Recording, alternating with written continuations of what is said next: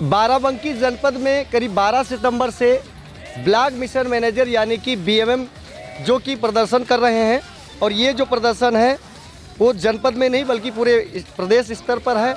NRLM जो एक ऐसी व्यवस्था है जिस पर सरकार विशेष तौर पर महिलाओं को ध्यान देती है और महिलाओं के लिए उनको रोज़गार मुहैया कराना, महिलाओं को आगे बढ़ाना, आत्मनिर्भर बनाना, ये तमाम सरकार की पॉलिसी है और ये दावे भी किए जाते हैं सरकार द्वारा। हैं हमारी कि जो हमारी आचार पॉलिसी में हमें लाभ मिलने चाहिए वो मिल जाए।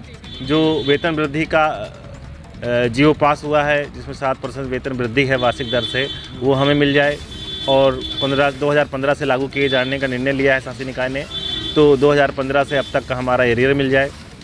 और जो हमारा एक साथी प्रदेश अध्यक्ष महोदय हैं उनको टर्मिनेट किया गया है तो उनकी बहाली कर दी जाए। यही सब हमारी सामान्य मांग। क्या सर नाम आपका और क्या समस्या आपको? मेरा नाम शिव भगवान है, मैं ब्लॉक मिशन प्रबंधक खरक बाराबंकी। क्या मांगे हैं आप लोग यहाँ 12 सितंबर से बैठे हुए हैं लगातार देखा जा रहा है? जी क्या कहना है, क्या मांगे हम? सर, कहना हमें यही है कि जो आचार पॉलिसी के अंतर्गत हम लोगों को रखा गया है और उसकी मांगें नहीं पूरी हुई हैं। और जब हम यहाँ नौकरी पर आए थे तो कई वहाँ पर 7% का इंक्रीमेंट बताया गया था और इसके साथ साथ में कई भत्ते थे जिनके लालच में हम नौकरी छोड़ करके इस नौकरी को ज्वाइन किए। लेकिन अब जो है हमको वो भत्ते और वो अलाउंसेस जितने हैं वो सब नहीं मिल रहे हैं, जिससे हम सभी लोग जो है इसमें इस धरना प्रदर्शन में शामिल हो रहे हैं। और ये जो है धरना हमारे जनपद का ही नहीं है बल्कि प्रदेश व्यापी है और सारे प्रदेश में जितने हमारे मिशन कर्मी हैं सब इसमें लगे हुए हैं और सबकी एक ही मांग है, जो आचार पॉलिसी है वो लागू की जाए और हमारे माननीय जो है अध्यक्ष महोदय हैं उनका जो है टर्मिनेट कर दिया गया है, उनको वापस किया जाए और यही सब हमारी मांग है। में ज्वाइन किया है उसके हिसाब से मुझे दिसंबर में 4 साल हो जाएंगे, तो 45,000 रुपये पे जिस समय मैं काम कर रही थी 18 में और आज भी 45,000 पे हूँ और अगर हम जोड़ते हैं तो लगभग मेरी सैलरी खुद की 55-56 हज़ार रुपये हो जानी चाहिए थी।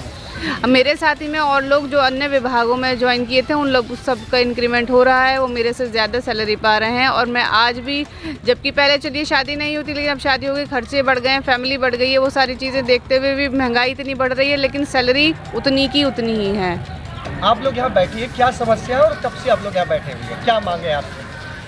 देखिए हम लोग यहाँ 12 तारीख से बैठे हुए हैं। हमारी समस्या ये है कि पहली बात तो जो हम लोग इस एनआरएलएम में आए थे तो हम लोग को बहुत सारे प्रलोभन से दिए गए थे।